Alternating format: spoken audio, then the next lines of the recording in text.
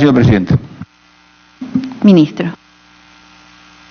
Perdón, antes del ministro, en realidad vamos a dar a 3 congresistas ya, congresista Glave y luego congresista Alcorta. Congresista Glave. Gracias, presidenta.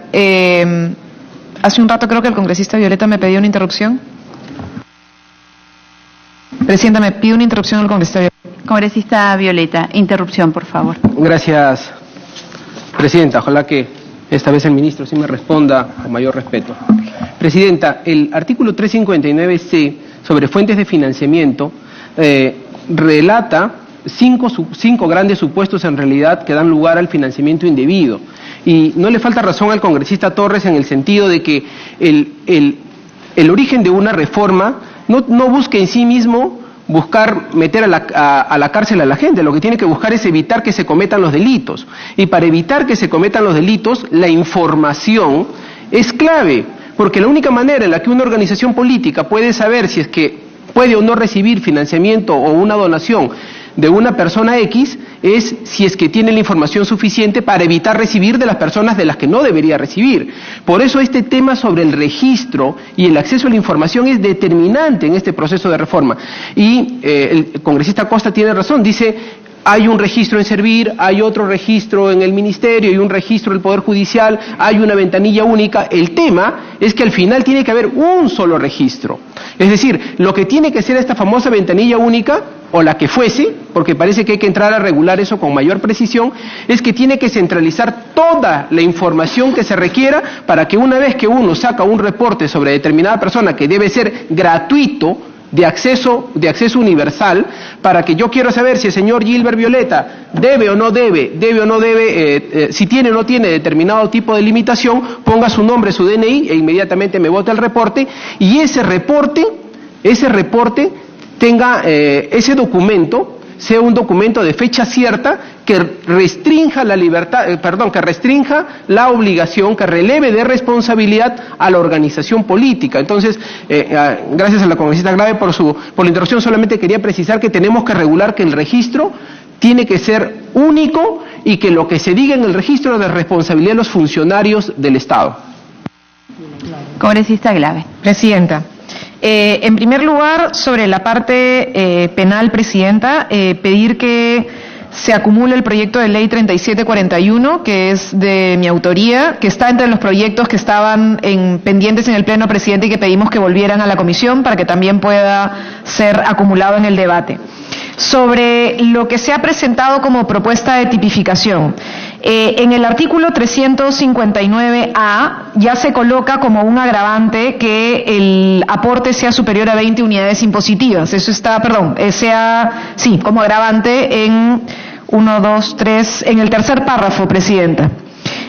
Nosotros creemos que también parece que se han olvidado en el 359C en cuál es la fuente indebida, se han colocado los supuestos de quiénes son las personas naturales y jurídicas prohibidas, digamos, de aportar en campaña, se ha colocado cuando una persona natural o jurídica tiene este impedimento, ya sea nacional o sea extranjera, pero no se ha colocado un inciso 6 que sea cuando la persona que entrega el aporte lo hace por encima del tope permitido por la ley. Ese es un inciso que tenemos que colocar también, que era un poco la fuente o la razón de ser también de esta tipificación, presidenta. Eso sobre la parte penal.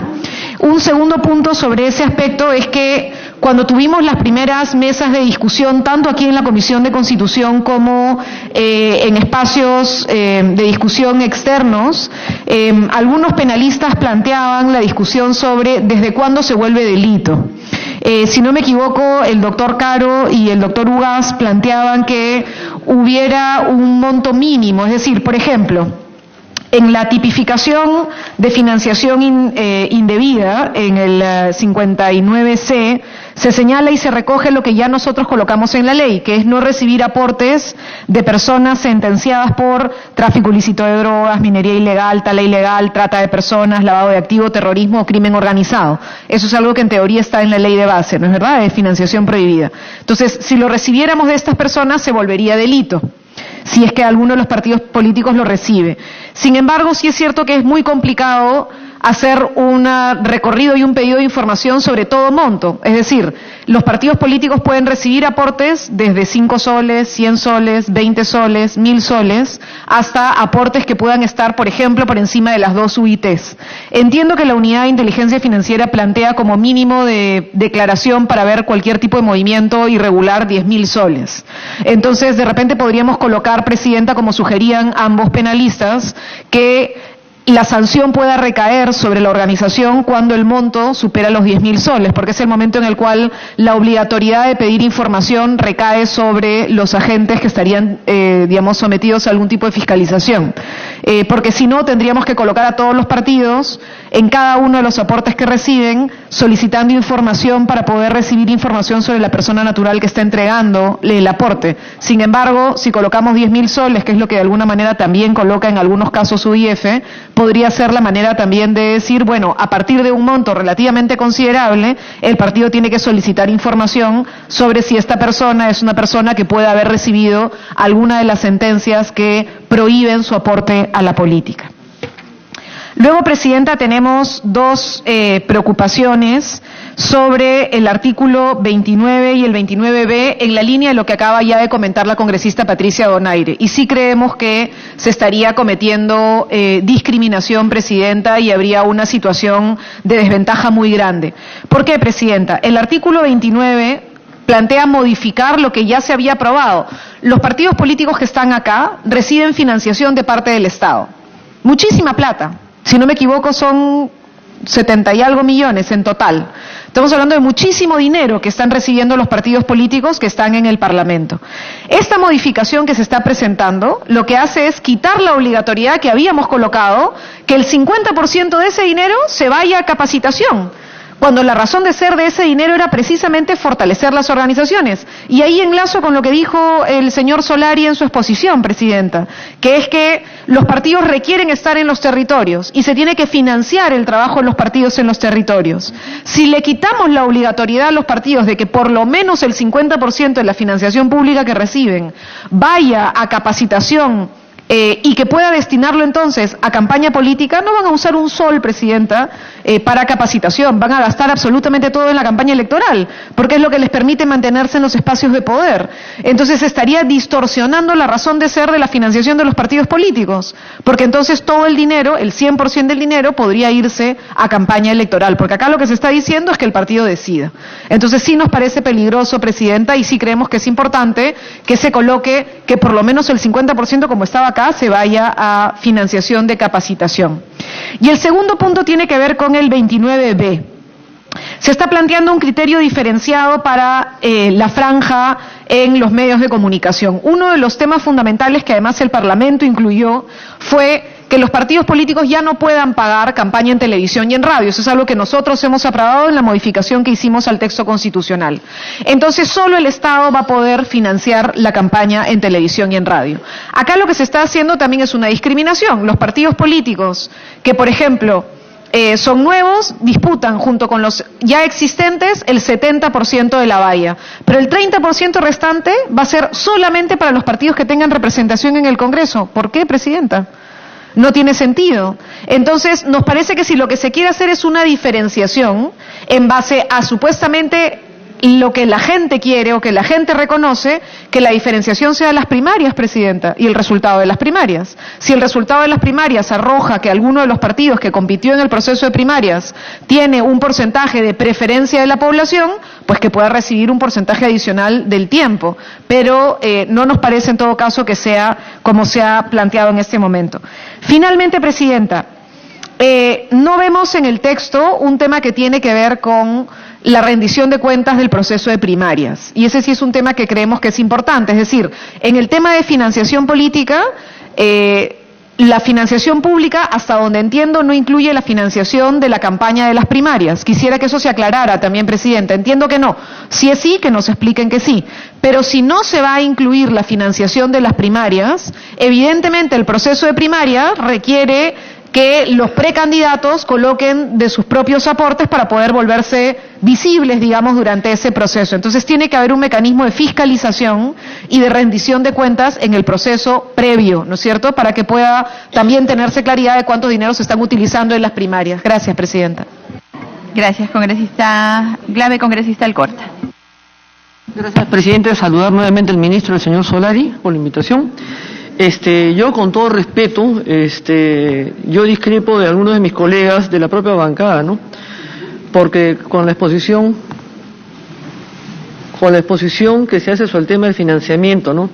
Yo creo que uno tiene que saber, de alguna forma, de dónde viene el dinero voluntariamente que se le entrega a un candidato que quiere financiar. O uno mismo tiene que saber a quién le pide plata. En principio, creo que el 90% está en saber quién te entrega voluntariamente o a quién le pide. Teníamos que saber. No se le puede recibir de cualquier persona o de cualquier empresa o de cualquier persona. Uno mismo tiene que averiguarlo. Sin perjuicio de la propuesta tampoco. Simplemente que tengo una discrepancia al respecto. En segundo lugar, el ministro inicia su exposición hablando sobre el tema de la corrupción porque ha sido el inicio de la sustentación de la introducción. Entonces yo creo que el tema de la corrupción no está en el Congreso, el tema de la corrupción está en el Ejecutivo, me lo han dicho varias personas acá. No es posible, presidente, y ha estado en todas las redes ayer y en todos los programas políticos ayer, la exposición del tema Lavajato. Y yo no puedo dejar de mencionarlo en esta exposición que estamos haciendo, porque esta exposición comenzó con 60 millones de dólares que Odebrecht ofreció, y que nosotros dijimos que de ninguna manera. Pero después Hamilton Castro pide 30 millones de soles. Acá el premier Zavala y la ministra Perestello no sabían de habían salido los orígenes de esos 30 millones. Luego aparece la deuda de Toledo, gracias a una información de Estados Unidos que lo recoge la Villecís, sobre 20 millones. Aparece el señor Ramírez, el procurador actual del Congreso, de Lavajato, y en una reunión de Lavajato en la Universidad de Piura, acá en Lima, habla de 3.000 millones de dólares. Para terminar después en 650 millones de soles en pagaderos en 15 años y sin intereses.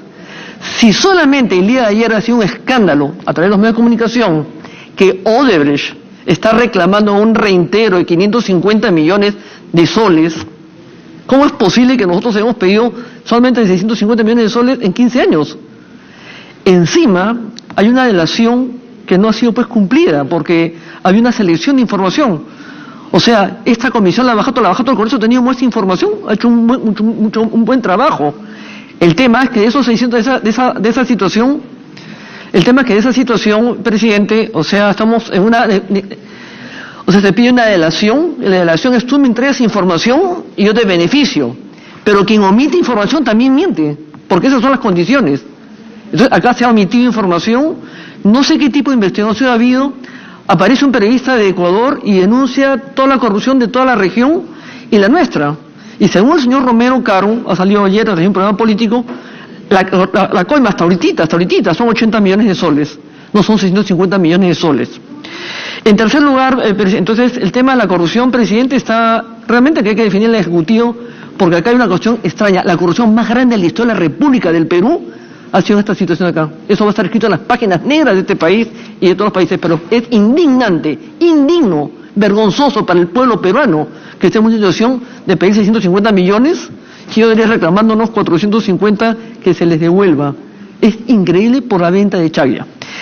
La pregunta, presidente, también a través suyo es, le reitero la pregunta que dice en la interrupción, si esos dineros que van a ser manejados por los partidos políticos a libre disposición, el monto que se le entregue va a ser pagado por el Estado, directamente, para que no pase por el partido, ¿no es cierto? Pero cada partido va a poder negociar directamente con el medio, sea radio, televisión o prensa, puede negociar directamente. ¿Por qué?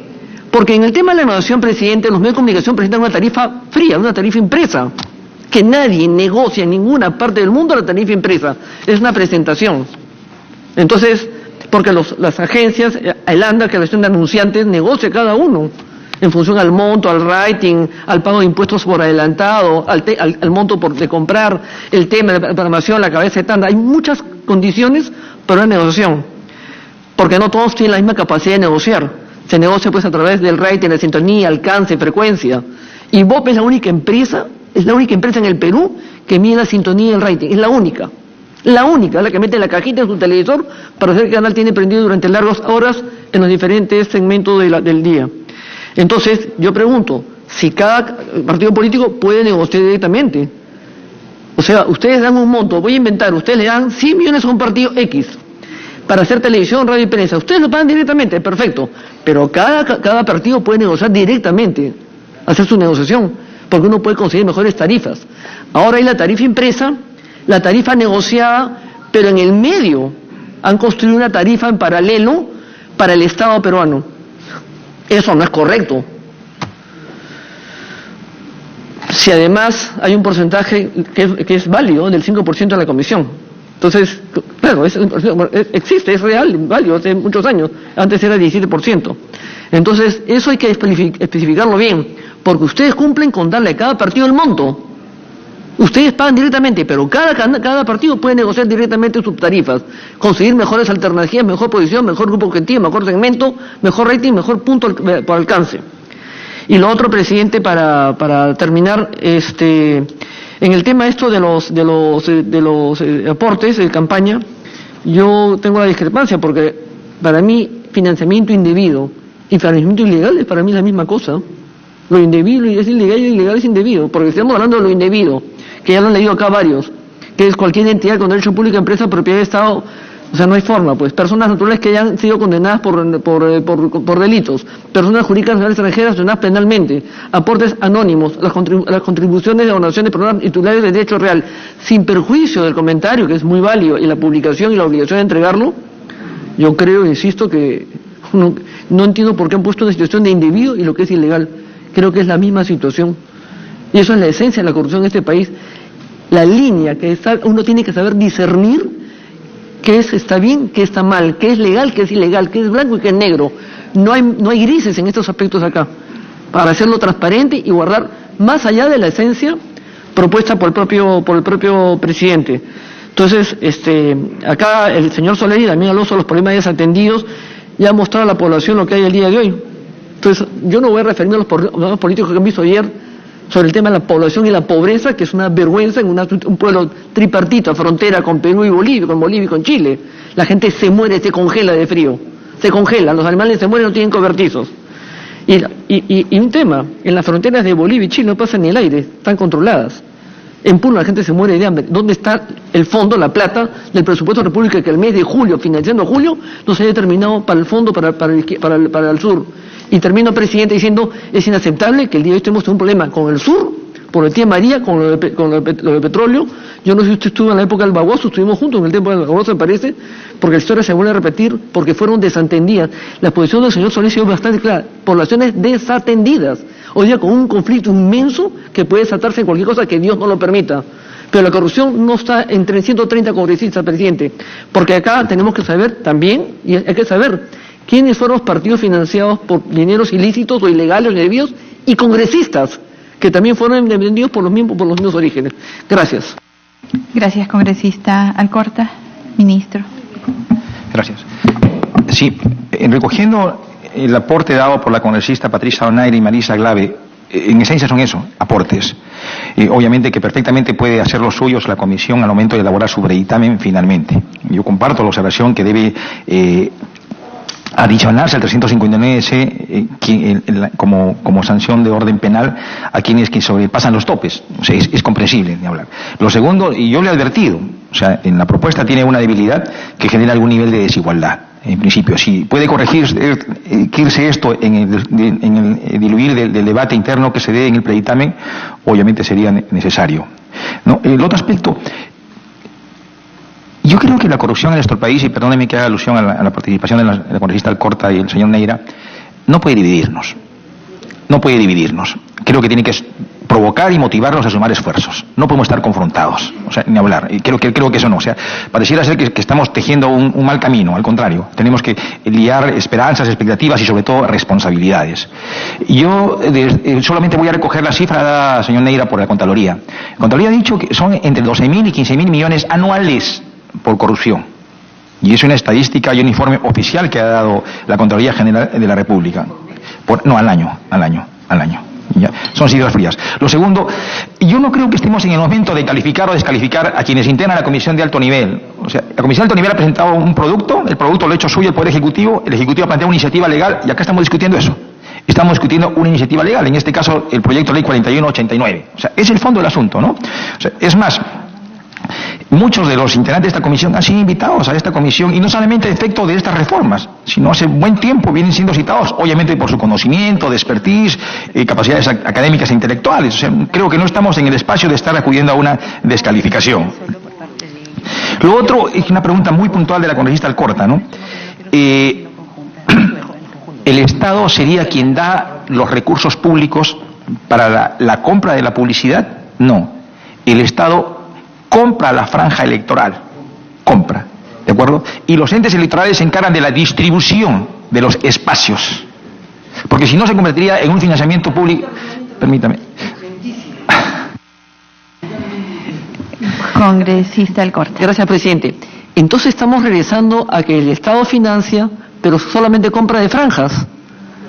No, pues eso no es una campaña, porque todos los canales cortan, han muerto, aunque estés con la cortan porque todos los canales salen a la misma hora la franja electoral. Eso no es eso es un desastre, eso es contra la naturaleza propia de la comunicación, de la publicidad. Todos cortan al mismo tiempo, no hay forma, eso está pésimo, esto hay que corregirlo. La esencia ha sido quebrantada, ahí ni de ninguna manera. Ministro.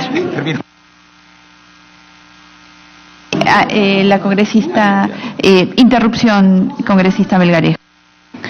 Sí, presidenta, gracias. Saludar la presencia del ministro, también al señor Luis Solari. Solo que no quería dejar pasar y hacer notar lo que ha vertido el señor ministro por intermedio suyo. Ha manifestado que la Contraloría ya ha identificado cuánto el monto, se ha cuantificado cuánto es por actos de corrupción. Entonces, la pregunta es, si ya identificó y esto se resume en la cuantificación por actos de corrupción, entonces también se presume que ya los han identificado. ¿Y qué está haciendo su cartera al respecto? Entonces también tiene que hacerse una interrogante y dar la respuesta. No quería dejar pasar, presidenta, porque él mismo lo ha manifestado. Gracias, presidenta, por intermedio suyo a la ministra. Gracias, congresista Melgarejo. Ministro, para que pueda... Presidenta, yo solamente voy a citar expresamente lo que hemos aprobado a través del referéndum el 9 de diciembre. El artículo 35 dice en su línea final: solo se autoriza la difusión de propaganda electoral en medios de comunicación radial y televisivos mediante financiamiento público indirecto. ¿Correcto? Quien va a hacer compra de la llamada franja electoral es el Estado. Quien va a distribuir los espacios por propuesta política partidaria que participe es el sistema electoral. O sea, la inquietud de ustedes, ¿se va a entregar recursos a cada partido para que haga la compra de espacios publicitarios? ¿Va a haber comisiones? Eso no va a ocurrir. Va a ser el Estado quien va a comprar directamente. A través del sistema electoral se establecerán, obviamente una vez aprobado este marco normativo reglamentario, todos los mecanismos, los candados que puedan asegurar la transparencia, eficacia y rol de control que tiene que asumir cada entidad pública estatal, especialmente Contraloría. La Contraloría habla con mucho énfasis de llamado control concurrente, pues se establecerá desde un primer momento.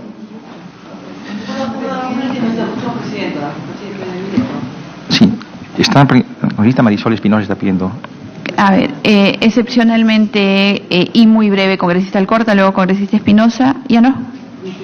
Y la congresista Glave. Congresista Alcorta. Presidenta, a ver, es que estamos retrocediendo a lo que debemos justamente evitar, porque la gente en la franja electoral, en todos los canales, la gente se para, no ve la franja electoral. Y la competencia de comunicación se da también en esa situación de seleccionar programas. ¿En qué le afecta al Estado? ¿En qué le afecta si va a entregar? ¿En qué le afecta al Estado si va a disponer que el partido A, B, C y D reciban determinados montos en función de sus resultados, ¿no es cierto?, para su campaña? Y tampoco estoy de acuerdo que a los partidos nuevos se le dé un porcentaje. Oye, ¿por qué si recién nacen? Uno la vida la camina, no la atropella. Entonces ellos tienen que ganarse ese porcentaje que hoy ya estamos debatiendo en una situación casi interminable. Cada cosa en su sitio, cada uno tiene su partido de nacimiento. El partido PRI es un partido histórico, igual que Acción Popular. Los demás están en el camino y otros que recién están haciendo no pueden tener las mismas consideraciones. No es un tema de no inclusión, es un tema de justicia lo que corresponde. Y por último, presidente, insisto, ¿quién negocia el Estado? ¿Quién conoce el Estado las tarifas de los medios de comunicación? ¿Quién conoce de rating, grupo objetivo, de alcance, de frecuencia, punto por rating? ¿Quién conoce? Ninguno. Porque ustedes pagan tarifa impresa todo el tiempo. Si ustedes supieran negociar, no gastarían la fortuna que gastan los medios de comunicación. Les pongo un programa político nocturno, voy a inventar, cuesta $4.200 30 segundos. Eso es lo que cuesta, más IGB. Pero una tarifa negociada de un comerciante de detergente o de gaseosa, esa tarifa de $4.000 la consiguen $2.000. Y si pone 2 spots, consiguen $3.000 los 2 spots de 30 segundos, porque se negocia en base a 30. Más arriba, con menos porcentaje, pero en la base de 30. El Estado pierde un montón de plata, por más que le alcance papeles, el Estado pierde un montón de plata. Ese es el tema. ¿Por qué no le dejan la libertad? Si usted ya dispone, y con esto termino la interrupción, si usted dispone que cada partido tenga el porcentaje de plata para su publicidad, que cada uno la maneje. No puede, porque eso de estar, todos partimos, no es así. Cada uno tiene capacidades, tiene objetivos, tiene iniciativas, tiene el aprendizaje, tiene muchísimas cosas que da la oportunidad a uno, justamente, de poder negociar mi tarifa, que yo la tarifa mía no la tenga ella, porque soy mejor negociadora. ¿A ustedes en qué les afecta si ustedes van a pagar exactamente lo mismo y nadie se puede exceder de eso? Gracias. Congresista Glave.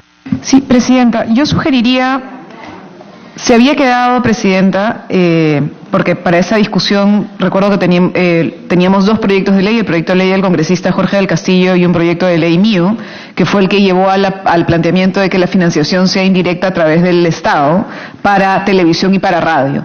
Pero lo que se quedó, presidenta, y creo que deberíamos verlo así, es que necesitamos una regulación especial sobre el tema de la franja. Se sigue llamando franja en genérico, pero había la propuesta de que pudiera haber, por ejemplo, que cada partido pudiera escoger un pack de minutos en televisión, minutos en radio. Ese tipo de cosas creo que no van en la ley, van evidentemente en la regulación, en la reglamentación. Entonces, el compromiso que hubo en su momento, y vuelvo a pedírselo al ministro Vicente Ceballos, es que para las preocupaciones que creo que son correctas de la congresista Alcorta, se pueda tener relativamente pronto una mesa, cuando terminemos de aprobar esto, con OMPE y con el jurado, para ver cómo es que se va a trabajar ese paquete. Porque pueden haber partidos que más que querer muchos minutos en la televisión nacional, pueden querer, por ejemplo, más minutos en la radio local o en radios rurales, en fin, eso dependerá del PAC que cada una organización plantee. Pero eso es un tema que creo que no va en la ley, presidenta, sino que va más bien en la reglamentación, en cómo es que cada, finalmente,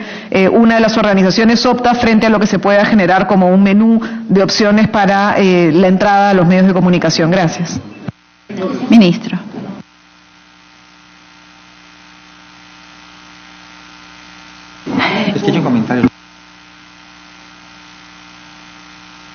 Señores congresistas, es pertinente recibir sus aportes en este tema, porque definitivamente el tema del financiamiento no son solamente el catálogo de sanciones que se han puesto acá y el catálogo de multas y quién las va a cobrar y si la va a cobrar bajo qué mecanismo, incluyendo la cobranza coactiva como está propuesta en la norma, sino también el financiamiento incluye todo lo que se acaba de desarrollar con respecto a la propaganda, porque la Constitución en su artículo 35 no hace ninguna diferenciación, pero sí es completamente claro al decir que solo se autoriza la difusión de propaganda electoral en medios de comunicación radial y televisivo mediante financiamiento público indirecto. Y esto es para toda campaña. No hace diferenciación, que si es para la interna, si es para la primaria, si es para la primera o la segunda vuelta, si es para nacional o si es para regional o local, es para toda campaña y esto no está regulado. Y definitivamente tiene que regularse y tiene que regularse junto con las sanciones.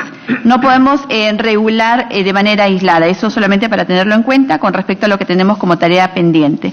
Congresista Luz Salgado, luego congresista Costa, luego congresista Viola.